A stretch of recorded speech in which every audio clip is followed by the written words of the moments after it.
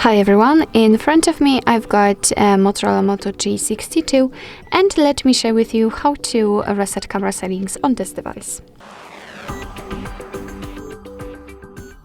So first of all we have to tap on the camera, and I hope that you can see those grid lines which I've applied and also the leveler which is in the middle of the camera. I've applied them before I've started the recording, and it is because I'd like to show you the visual evidence that the reset option will work. So after that they should not be visible here. So let's enter the settings which are in the right upper corner. Now we have to tap on About, and as you can see we've got the reset option. So let's tap on it and confirm it by tapping on Reset. And as you can see we just got back to the settings. Actually nothing happened, so let's go back to the camera to check. And as you can see we do not have the grid lines, we do not have the leveler, which simply means that we just successfully reset the camera customizations.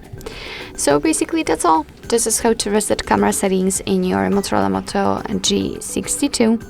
Thank you so much for watching. I hope that this video was helpful, and if it was, please hit the subscribe button and leave the thumbs up.